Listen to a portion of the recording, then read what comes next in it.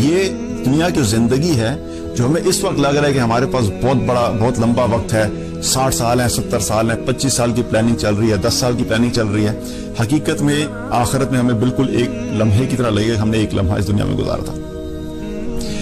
موت کے بارے میں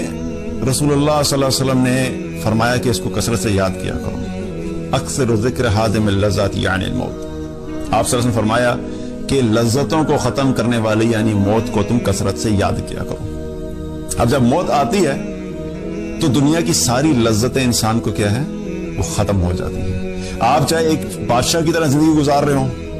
آپ کی زندگی میں کھانے بھی بہترین ہیں، کپڑے بھی بہترین ہیں، گھر بھی بہترین ہے، گاڑیاں بھی بہت اچھی ہیں، آپ کا اپنے سوشل سرکل کے اندر ٹیکا بھی بڑا ہے، لوگ آپ کے لیفٹ رائٹ آگے پیچھے گھومنے پھرنے والے ہیں، آپ کی تعریفیں بھی ہوتی ہیں، ایک بادشاہ اور شہنشاہ کی طرح آپ زندگی گزار رہے ہیں، لیکن جس وقت موت آئے گی تو وہ ساری لذتیں، وہ ساری خوشیاں، وہ سارا مال، وہ سارا گھر، وہ سارے رشتے سب ٹوٹ جائیں گے اور اس کو وہ ختم کر دے گی۔ جب ملک الموت روح قبض کرنے کے لیے آتے ہیں تو وہ یہ نہیں دیکھتے کہ اس شخص کے بچے ابھی چھوٹے ہیں، اس کے بچوں کو ضرورت ہے تو اس کو بھی تھوڑا ٹائم دے دیا جائے، وہ یہ نہیں دیکھتے کہ اس ماں کو ان بچوں کی ماں کی روح قبض نہیں کرنی کیونکہ ان کے بچوں کو ضرورت پڑے گی، وہ یہ نہیں دیکھتے کہ اس شخص کے والدین بوڑھے ہیں، ابھی اس کے والدین کو ضرورت ہے کیونکہ یہ ایک اکیلا کمانے والا ہے، اگر یہ دنیا سے چلا گیا تو اس کے والدین کا خیال کون رکھے گا۔ یہ سب چیزیں ہم اپنے ذہن کے حساب سے سوچتے ہیں، لیکن جب موت کا وقت آتا ہے اور جس وقت روح قبض کر لی جاتی ہے تو یہ سارے رشتے، سب چیزیں، ناطے ختم ہو جاتے ہیں، اس دنیا سے تعلق ٹوٹ جاتا ہے اور انسان کی اگلی زندگی شروع ہو جاتی ہے۔ تو موت کو کثرت سے یاد کرنے کا حکم دیا آپ صلی اللہ علیہ وسلم نے کہ اس کو کثرت سے یاد کیا کرو۔ آپ صلی اللہ علیہ وسلم، صحیح مسلم کی ایک روایت ہے، اس کا مفہوم ہے کہ صحابہ نے فرمایا کہ آپ صلی اللہ علیہ وسلم اپنی والدہ کی قبر پر گئے اور وہاں پر خود بھی روئے، ہمیں بھی بہت رلایا، اور پھر آپ صلی اللہ علیہ وسلم نے فرمایا کہ میں نے اپنے رب سے دعا کی تھی کہ مجھے اس چیز کی اجازت دے دے کہ میں اپنی والدہ کے لیے بخشش کی دعا کر لیا کروں، تو اللہ تعالیٰ نے مجھے اس چیز کی اجازت نہیں دی۔ پھر میں نے اللہ سبحانہ تعالیٰ سے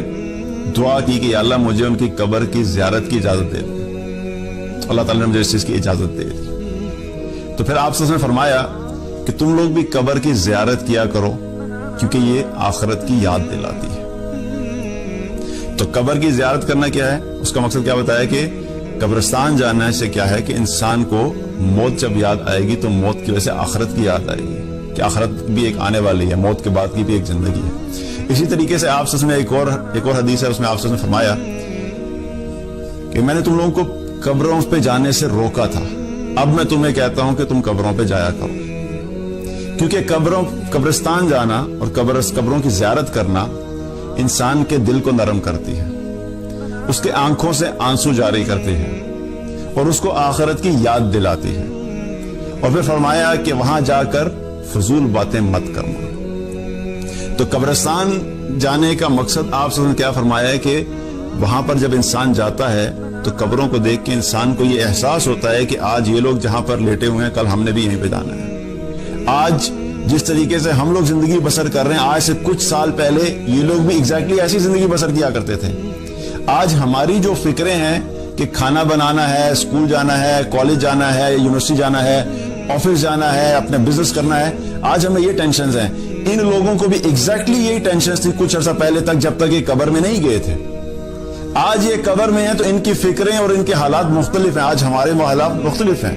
لیکن کل کو ہم نے بھی نہیں جگہ ان کے ساتھ ہونا ہے۔ تو جب ہم نے بھی یہاں پر جانا ہے تو آج دنیا میں تو ہم تیاری کر رہے ہیں کہ دنیا میں ہم ہر طرح سے کامیاب ہوں، دنیا میں ہم اس چیز کی فکر کر رہے ہیں کہ ہمیں کسی قسم کی کوئی مشکل نہیں آئے، دنیا میں ہمیں اس چیز کی تو فکر ہے کہ ہمارا کھانا اچھا ہونا چاہیے، ہمیں بھوک لگے تو ہمیں اچھا کھانا ملنا چاہیے کہ کسی قسم کی ہمیں تکلیف نہ پہنچے، بیماری سے بچنے کے لیے ہمیں فکر ہے کہ ہم نے کیا کیا پریکاشنز کرنی ہے، ہمیں اپنے بچوں کی یہ فکر ہے کہ جب یہ بڑے ہوں گے تو انہیں اچھی جاب ملنی چاہیے، جب اچھی جاب ملے گی تو ظاہر اچھا مقام ہوگا معاشرے میں، لیکن ہمیں اس چیز کی فکر نہیں ہے کہ جب موت آئے گی تو موت کے بعد جو زندگی شروع نہیں ہے اس کے لیے ہم نے کیا تیاری کی ہے۔